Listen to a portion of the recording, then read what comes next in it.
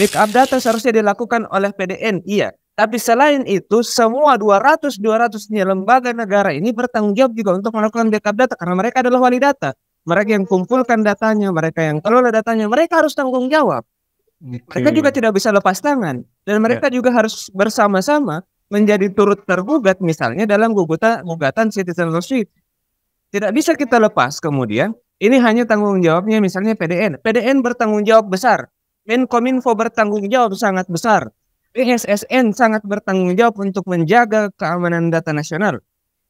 Akan tetapi 200 wali data ini juga sebagai penanggung jawab.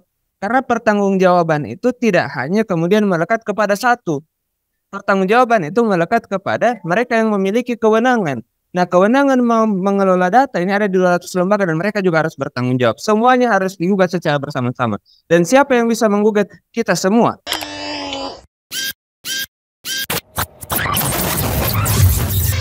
Halo sahabat integritas, jumpa lagi di kanal Satu Visi Utama, program Buka Kartu. Pusat Data Nasional jebol, sudah 1 minggu ini belum bisa dipulihkan. Pemerintah mengatakan pasrah kalau datanya tidak bisa kembali.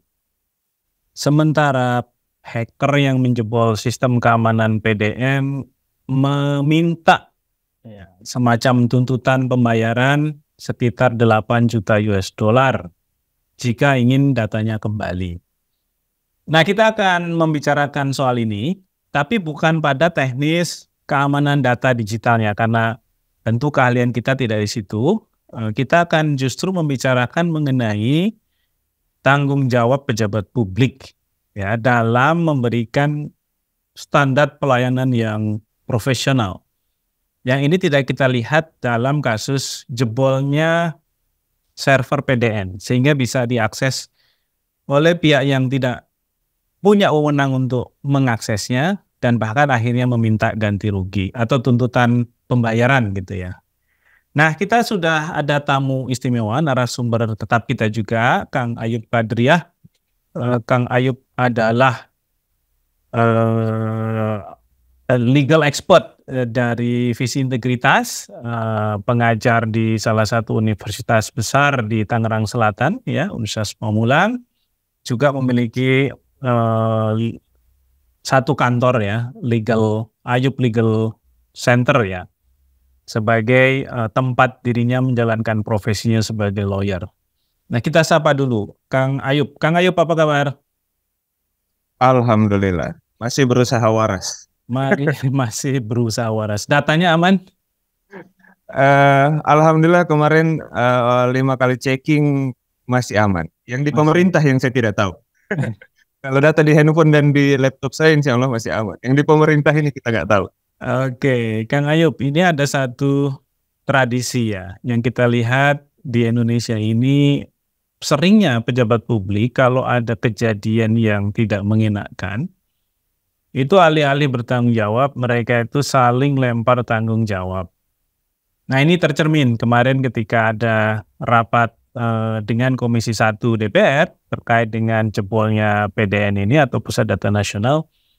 Ini saling lempar kelihatannya ya, Kominfo, BSSN, kemudian BIN gitu ya, ya lembaga-lembaga yang terkait dengan itu, terkait dengan kewajiban mereka memproteksi, memberikan sistem atau menyediakan sistem keamanan yang baik.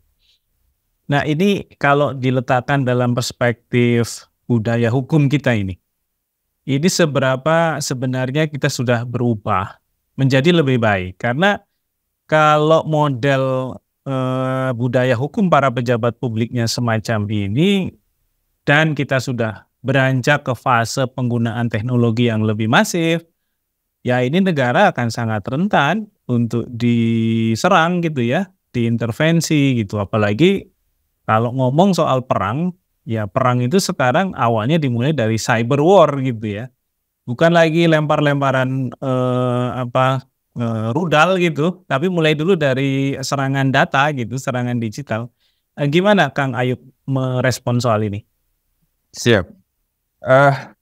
Ya, kondisi budaya hukum Indonesia utamanya eh, apa ya, budaya dalam structure budaya penegak hukum Indonesia atau budaya pelaksana hukum Indonesia itu yang sampai sekarang masih apa ya, masih harusnya terus berubah, terus berkembang. Apalagi sekarang kita masuk ke realitas baru.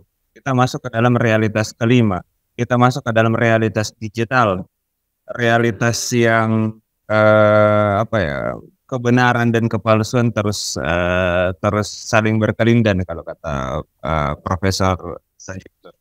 Jadi budaya hukum penegak hukum ini juga sebenarnya sudah mau masuk ke dalam realitas baru ini, realitas digital. Pengadilan masuk ke dalam realitas digital, badan pertanahan, sertifikat tanah kita didigitalisasi, proses pemerintahan kita di Dukcapil dan lain-lain, semua terdigitalisasi.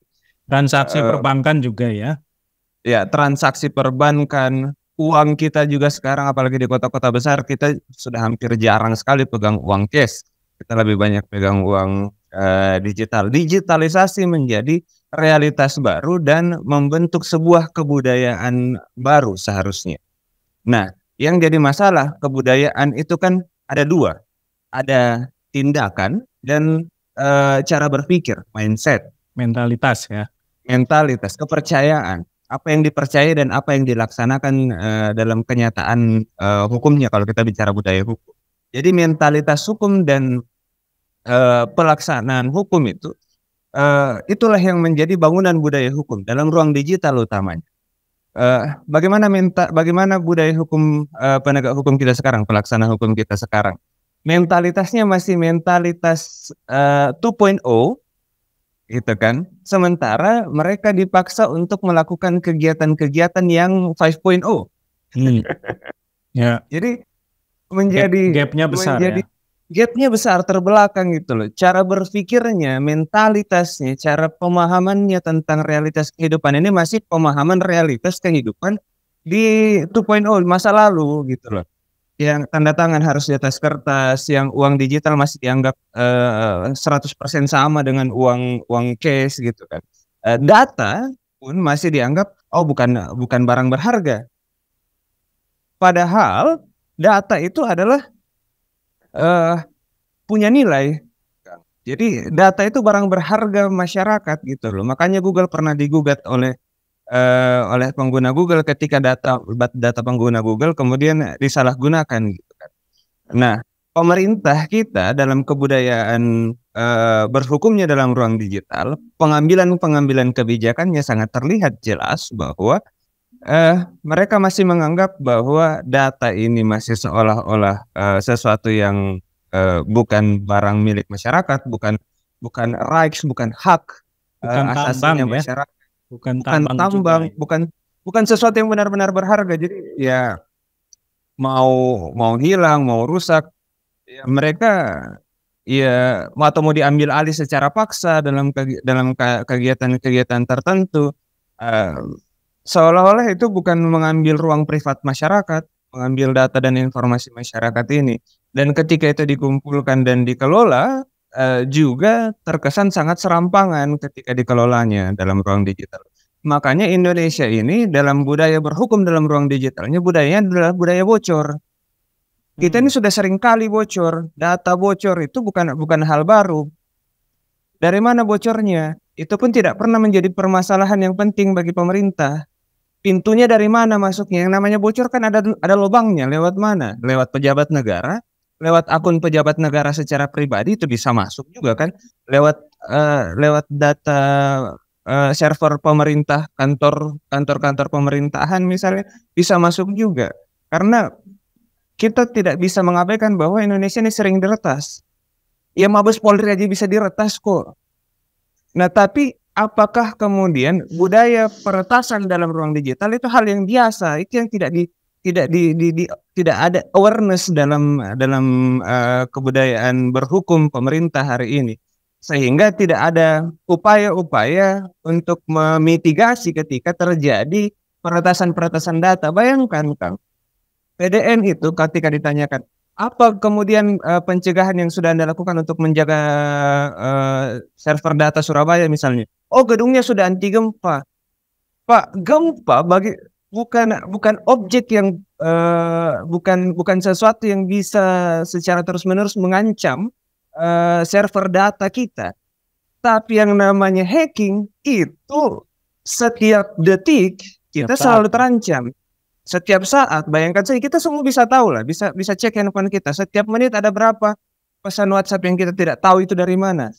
Bisa setiap menit kita tidak tahu ada SMS dari mana untuk tawaran judul, untuk mencuri data kita di handphone kita. Itu setiap detik ada ancaman itu. Pemerintah harusnya sadar itu dan bisa memitigasi itu. Bukan tiba-tiba sekarang sudah misalnya seperti yang kemarin jebol datanya jebol datanya Pusat Data Nasional, jebol datanya pemerintahan waktu pemilu selama pemilu kemarin beberapa kali jebol, Sirekap jebol, termasuk BSI kalau nggak salah ya, Bank Syariah Indonesia ya. Bank Syariah Indonesia ada banyak, Kang. Kalau kita mau buka berapa bank yang sudah pernah kena hack kemarin di Indonesia, banyak, sangat banyak. Tapi keamanan itu bukan hanya masalah kesiapan personil, kesiapan alat-alat, bukan hanya itu, tapi masalah bagaimana kita menyadari dan memahami bahwa ruang internet itu adalah ruang yang berbahaya dan budaya yang harus dibangun adalah budaya kehati-hatian. Nah, budaya hati-hati ini dalam ruang digital, dalam ruang berhukum di ruang digital pemerintah hari ini tidak terlihat, sangat serampangan gitu, sangat ceroboh. Padahal kecerobohan dalam ruang digital sama saja meminum pil beracun. Mungkin itu dulu sebagai pembukaan. Ya. Kang Ayub, tadi sudah sedikit disinggung soal potensi bocor ya, pengelolaan dan penyimpanan data digital kita itu sangat tinggi dan itu terkonfirmasi sebenarnya dari survei ya terhadap 75 negara tahun lalu yang menyebutkan Indonesia itu memang ada di posisi tengah dari negara yang paling rentan dan negara yang paling aman gitu ya. Kalau paling aman itu lagi-lagi ya negara-negara yang juga negara-negara yang korupsinya itu kecil gitu. Finlandia, Denmark ya, negara-negara Eropa gitu. Sepertinya mereka sudah well established dari berbagai sisi. Nah, saya kembali ke isu yang berhubungan dengan bagaimana behavior para pejabat publik kita yang kemudian memberikan tarikan rasa marah gitu yang lebih besar dari masyarakat karena kok kelihatannya bukan memitigasi secara cepat serius, tapi tadi saling lempar tanggung jawab atau bahkan memberikan statement yang sebenarnya tidak masuk akal, misalnya ya kalau bisa jangan dihack lah gitu ya. Itu kan sesuatu yang sangat tidak masuk akal gitu. Maksud kita bisa, maksud pejabat publik level berbicaranya seperti itu. Nah, kita akan ngomong soal tanggung jawabnya gitu ya. Karena mereka itu kan udah dikasih fasilitas, punya akses besar terhadap sumber daya publik dari sisi pajak dan lain-lain ya. Dan bahkan menjadi warga negara istimewa karena mereka adalah para pejabat publik, melewati jalan aja kan mereka yang harus duluan gitu ya, dengan mobil-mobil yang mendahului gitu ya, mereka ada di tengah, nanti ada lagi yang di belakang gitu. Nah, mulai muncul gerakan petisi online. Nah, jadi masalah digital direspon dengan advokasi digital. Petisi online untuk memecat Menteri Komunikasi dan Informasi. Nah, kita tahu sang menteri ini tidak punya background sebenarnya pada urusan-urusan yang berhubungan dengan komunikasi dan informasi. Karena pada dasarnya ia hanyalah salah satu orang yang kebetulan menjadi kelompok pendukung Presiden Jokowi saat menjadi calon presiden. Dan karenanya mendapat posisi sebagai menteri. Nah, ini larinya lagi-lagi ke meritokrasi para pejabat publik gitu ya. Nah, seberapa kita melihat ya keparahan dari pelanggaran atas prinsip meritokrasi dalam pemilihan pejabat publik, terutama pada level menteri, kepala lembaga, pimpinan, yang ini kemudian melahirkan masalah yang lebih besar pada konteks pengelolaan organisasi itu sehari-hari gitu. Termasuk dalam hal ini ya tentu aspek kelalaian, kecerobohan gitu ya, yang itu berbahaya.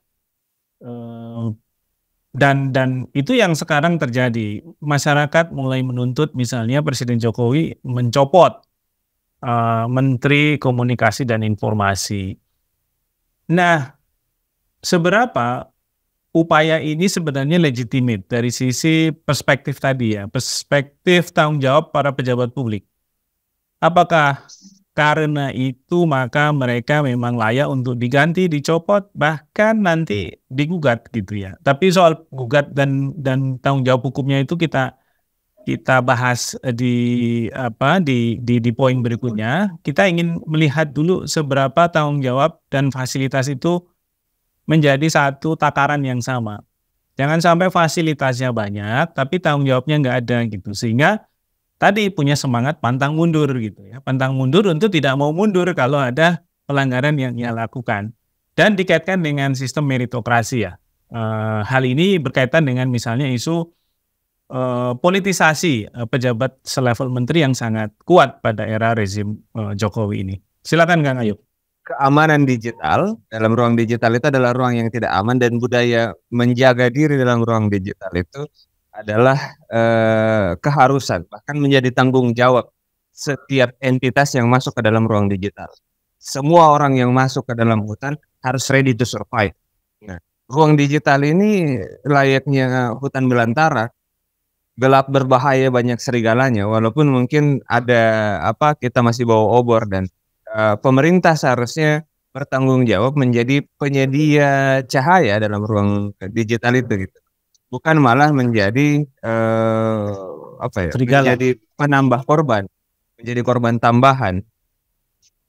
Nah, tanggung jawab pemerintah, pertanggungjawaban hukum utamanya sebenarnya kan dibagi setidak-tidaknya, sekecil-kecilnya pertanggungjawaban hukum dalam teori hukum dibagi ke dalam dua ruang. Yang pertama fault liability, pertanggungjawaban karena kesalahan, dan non fault liability. Gitulah. Dalam teori hukum, fault liability ini muncul karena adanya kesalahan, adanya perbuatan salah yang dilakukan oleh seseorang. Non fault liability muncul bahkan ketika kita tidak melakukan kesalahan, maka kita tetap harus bertanggung jawab. Tanggung jawab menjaga, tanggung jawab melindungi. Nah, pemerintah kemudian terikat oleh dua tanggung jawab ini. Fault liability, mereka ketika melakukan kesalahan-kesalahan, kelalaian-kelalaian, mereka harus bertanggung jawab. Utamanya, baik ketika mengakibatkan kerugian terhadap orang lain, ataupun tidak mengakibatkan kerugian terhadap orang lain. Non-fault liability, negara harus menyediakan instrumen-instrumen untuk memberikan hak-hak masyarakat, untuk menjaga hak asasi masyarakat. Makanya negara membuat polisi, makanya negara membuat kementerian-kementerian, makanya kita butuh presiden, gitu loh, sebagai penanggung jawab. Ya, walaupun tidak ada kesalahan di dalam situ kan. Nah, tanggung jawab pemerintah semakin bertambah sesuai dengan perkembangan sosial dan kebudayaan masyarakat. Masyarakat kita yang berkembang ke arah ruang digital, maka pemerintah juga harus masuk ke dalam ruang digital, gitu loh. Kenapa saya dari tadi berbicara bahwa kebudayaan kita masih dalam ruang hukum, kebudayaan hukum pemerintah kita masih di 2.0, karena ruang digital ini hanya dikelola oleh satu instrumen negara yang paling bertanggung jawab, yaitu Kementerian Komunikasi dan Informasi. Dia seolah-olah menjadi presiden dalam ruang digital. Dia seolah-olah yang menguasai dan harus diatur semua cuman Menkominfo saja. Seolah-olah pintu gerbangnya yang meregulasi semua urusan digital Menkominfo saja. Padahal Menkumham butuh masuk ke dalam ruang digital. Kepolisian sekarang sudah masuk dalam ruang digital, tapi tetap harus koordinasinya dengan Menkominfo. Semuanya, pertanahan sekarang masuk ke dalam ruang digital. Pengadilan sekarang sudah e-court, sudah sistem digital juga. Tapi semuanya harus diatur dan diregulasi hanya di atas regulasi-regulasi yang disusun oleh Menkominfo. Seolah-olah dia menjadi presiden kita dalam ruang digital, dalam realitas kelima ini, dalam realitas baru ini. Nah, sehingga kita benar-benar ketinggalan karena sudut pandangnya masih sudut pandang lama. Seharusnya semua kementerian memiliki kewenangan-kewenangan khusus tertentu dalam memasuki ruang-ruang digital, tidak hanya Menkominfo. Gitu loh. Menkominfo ini seolah-olah baru muncul ketika kita sudah mengenal digitalisasi kan di dalam kehidupan keseharian kita. Dan mungkin ini Seharusnya Kak Ayub ya. Sorry. Siap. Dan mungkin ini ya, kita juga harus meletakkan frase profesional, ya profesionalitas itu dalam konteks memilih pejabat publik yang tepat ya. Tadi Kang Ayub ngomong bahwa ruang digital kita itu lebih banyak atau masih dikontrol hampir sepenuhnya oleh Kominfo ya, Kementerian Komunikasi dan Informasi.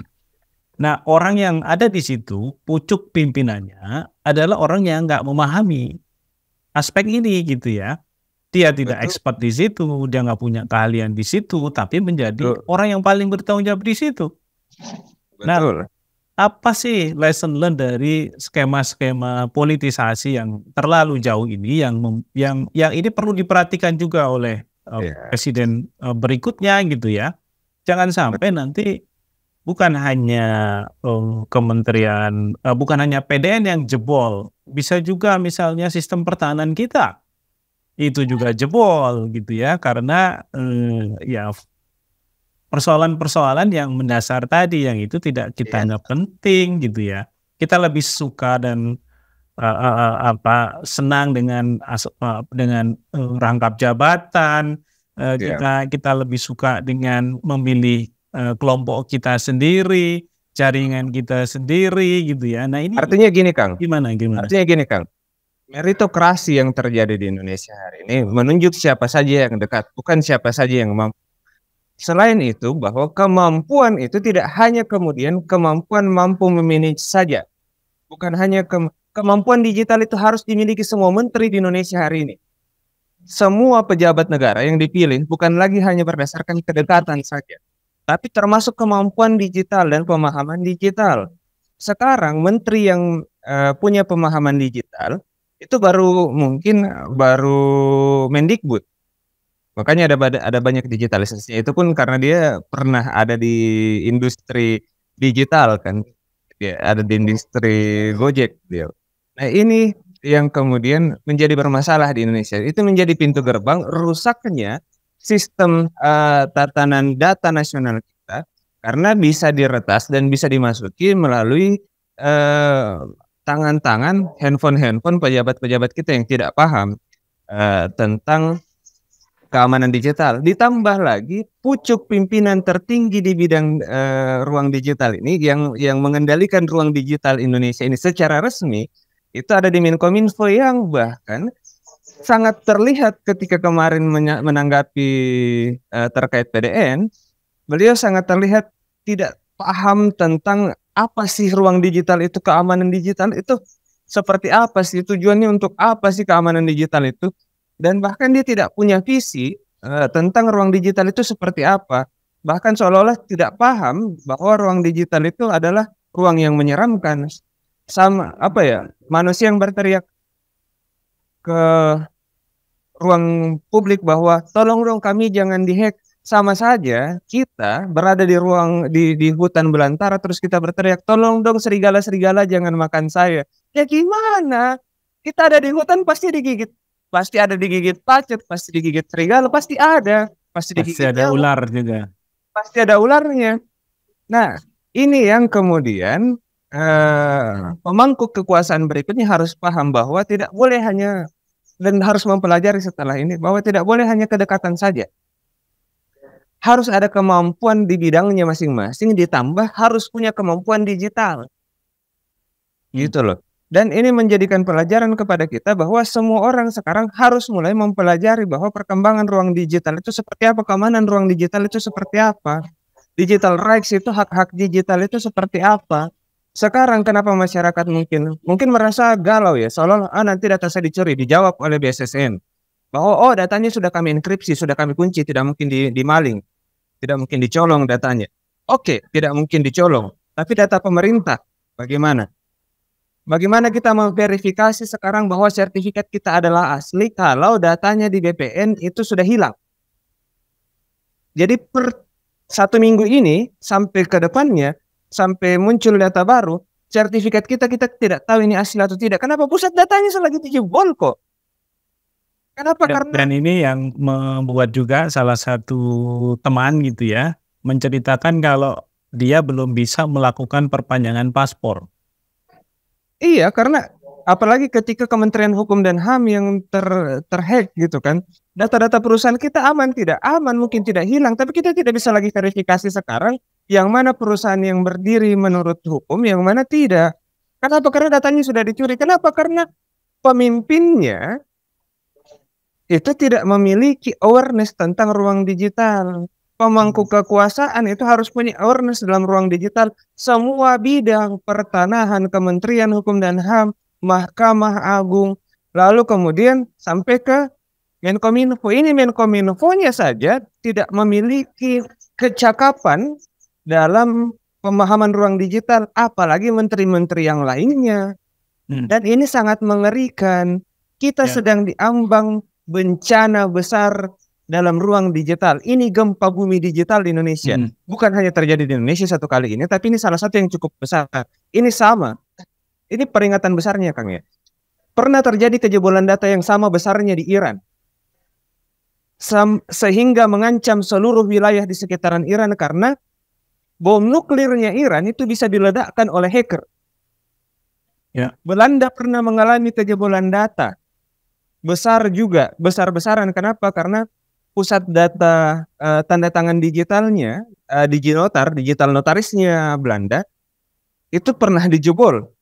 Dan semua mungkin datanya bukan hanya dicuri, tapi disalahgunakan. Atau tidak bisa diverifikasi. Kalau dalam kondisi Indonesia tidak bisa diverifikasi. Kita digandakan gitu ya, digandakan dengan versi yang berbeda misalnya.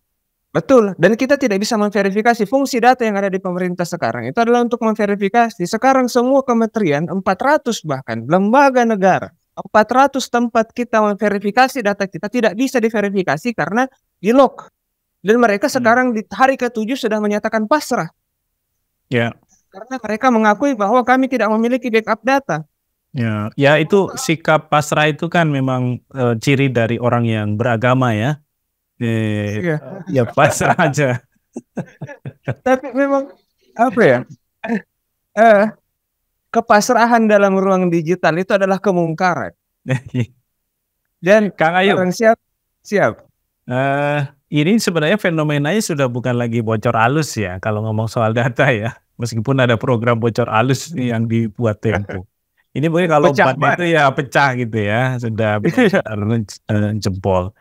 Ini mungkin poin terakhir Kang Ayub terkait dengan kelalaian yang tadi disinggung, ada di situ kesalahan karena melakukan kesalahan atau kesalahan karena tidak melakukan kesalahan, akan tetapi bisa dikategorikan sebagai unprofessional conduct. Itu betul. Apakah dia merupakan objek yang bisa digugat? Dan mengapa perlu menggugat dan bagaimana mekanisme itu perlu dilakukan? Ini supaya sahabat integritas yang punya rencana untuk menggugat pemerintah bisa dikasih jalan nih. Dikasih panduan gitu ya, sehingga gugatannya tepat dan mungkin juga memberikan pengaruh gitu ya untuk pemerintahan ke depan. Silakan Kang Ayub. Pertama, ada dua ya cara menggugatnya.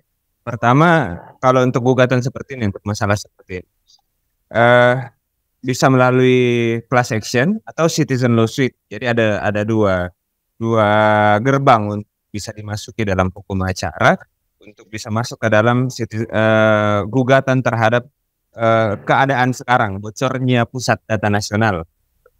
Nah, apakah bisa digugat? Pasti bisa digugat.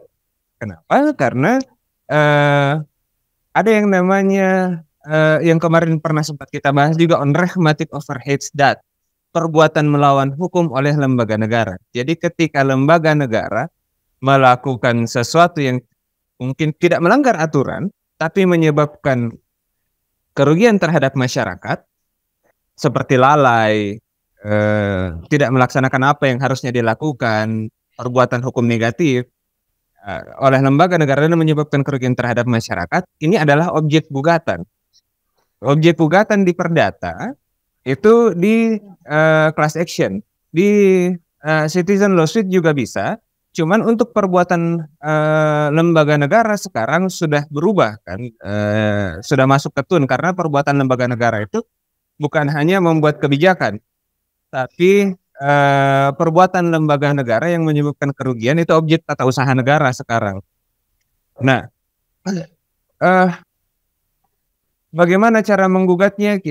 Kalau kita mau pakai class action, maka kita harus menjelaskan kelasnya dan berapa kerugiannya. Siapa masyarakat yang dirugikan dari hilangnya data ini. Kalau yang paling memungkinkan sekarang ini adalah citizen lawsuit digunakan sebagai alat untuk menggugat. Kenapa? Karena ketidakmampuan negara dan kelalaian negara utamanya melakukan backup data yang dilakukan oleh Pusat Data Nasional selaku pelaksana pemrosesan data. Jadi kalau kita baca undang-undang perlindungan data pribadi itu 2 tahun yang lalu. Jadi kita baru punya undang-undang perlindungan data pribadi itu 2 tahun yang lalu. Ya. Undang-undang perlindungan data pribadi 2022 menyatakan bahwa pemrosesan data itu termasuk yang menyimpan data dan yang menggunakan data. Yang menyimpan data untuk kegiatan kenegaraan sekarang ada di PDN, Pusat Data Negara. Nah, salah satu tanggung jawabnya dia adalah menjaga agar data itu aman. Bagaimana caranya? Dia harus melakukan backup data. Nah, ini tidak dilakukan oleh pejabat negara sekarang. Datanya kan tidak hilang, tidak ada data yang dicuri sama sekali. Tidak ada data yang kata BSSN ya, keterangan BSSN kemarin. Datanya kan tidak ada yang dicuri. Kami seolah-olah tidak ada kerugian terhadap masyarakat. Kita tidak bisa mengakses data kita ke lembaga-lembaga yang menjadi penanggung jawab pengelolaan data ini atau wali data ini, itu sudah kerugian terhadap masyarakat. Nah, apalagi tadi ya, ada layanan publik yang terganggu karena itu kan. Salah satunya tadi ya, misalnya perpanjangan paspor tidak bisa dilakukan kalau konteksnya adalah data di Kemenkumham misalnya. Kang, 200 data hilang. 200 lembaga negara tidak mampu menggunakan datanya. Ini bukan sebagian, Kang. Ini 99,9%. Kenapa? Karena hanya 44 lembaga negara yang aman datanya di Indonesia kemarin setelah PDN dijebol. Dan itu salah satunya karena nggak ada backup ya. Betul. Berarti ada 200 lebih pelayanan negara yang tidak bisa berlangsung secara normal. Masyarakat dirugikan dengan keadaan tersebut. Backup data seharusnya dilakukan oleh PDN, iya. Tapi selain itu, semua 200-nya lembaga negara ini bertanggung jawab juga untuk melakukan backup data karena mereka adalah wali data. Mereka yang kumpulkan datanya, mereka yang kelola datanya, mereka harus tanggung jawab. Mereka juga tidak bisa lepas tangan dan mereka juga harus bersama-sama menjadi turut tergugat misalnya dalam gugatan citizen lawsuit. Tidak bisa kita lepas kemudian ini hanya tanggung jawabnya misalnya PDN. PDN bertanggung jawab besar. Menkominfo bertanggung jawab sangat besar. BSSN sangat bertanggung jawab untuk menjaga keamanan data nasional. Akan tetapi 200 wali data ini juga sebagai penanggung jawab. Karena pertanggungjawaban itu tidak hanya kemudian melekat kepada satu. Pertanggungjawaban itu melekat kepada mereka yang memiliki kewenangan. Nah, kewenangan mengelola data ini ada di 200 lembaga dan mereka juga harus bertanggung jawab. Semuanya harus digugat secara bersama-sama. Dan siapa yang bisa menggugat? Kita semua. Walaupun kemudian untuk data publik kita belum punya memang tidak punya seperti undang-undang lingkungan hidup di mana lembaga swadaya masyarakat yang bertugas untuk memiliki fungsi lingkungan hidup itu bisa melakukan gugatan untuk lingkungan hidup. Nah, seharusnya juga untuk data publik lembaga yang bergerak, lembaga swadaya masyarakat yang bergerak di bidang digital itu seharusnya bisa menjadi perwakilan masyarakat digital dalam melakukan gugatan digital. Setidaknya itu bagian dari beberapa hal yang kemudian saya menjadi bagian daripada kesimpulan pertanggungjawaban masyarakat juga untuk menggugat. Jadi tanggung jawab untuk memperbaiki ada kepada pemerintah, bertanggung jawab menjaga, dan masyarakat ini dan semua lembaga-lembaga digital ini punya tanggung jawab non-fault liability, pertanggungjawaban walaupun tidak ada kesalahan untuk melakukan gugatan, untuk merubah pemerintah kita sehingga paradigmanya masuk ke dalam paradigma digital. Jadi ada dua yang bertanggung jawab, pemerintah dan masyarakat. Harus kita gugat bersama-sama. Karena pertanggungjawaban kita yang pakai internet adalah menjaga ruang internet ini dan menjaga agar pemerintah kita memiliki kesadaran untuk masuk ke dalam ruang digital dengan aman dan mengelola data kita dengan aman bersama-sama. Utamanya lembaga-lembaga swadaya masyarakat yang bergerak di ruang digital lah hari ini. Ada beberapa kan, cukup banyak. Oke, Kang Ayub, ini lupa backup kalau kata Kang Dandi Laksono itu karena seringnya malah ngasih backing gitu ya. Nah, demikian sahabat integritas, intinya kelalaian pejabat publik yang terkait dengan mudahnya data publik kita yang dikelola oleh Pusat Data Nasional dibobol, dihack, itu merupakan tindakan atau situasi yang bisa dituntut gitu ya oleh masyarakat melalui skema tadi citizen lawsuit. Jadi ini bisa merupakan sebuah langkah progresif setelah kemarin teman-teman di Koalisi Masyarakat Sipil juga menyelenggarakan Mahkamah Rakyat. Nah, hari ini kita bisa juga menggunakan instrumen itu untuk menyadarkan, mendorong, menuntut tanggung jawab negara agar mereka jauh lebih bertanggung jawab, jauh lebih profesional ke depan dalam mengelola negara ini. Demikian sahabat integritas, bincang kita dengan Kang Ayub Kadriah. Kita jumpa lagi di lain waktu. Jangan lupa subscribe, like, komen, dan share kanal ini jika memang sahabat integritas merasa ini perlu diketahui oleh lebih banyak orang. Kita jumpa lagi di lain waktu di program yang sama. Sampai jumpa.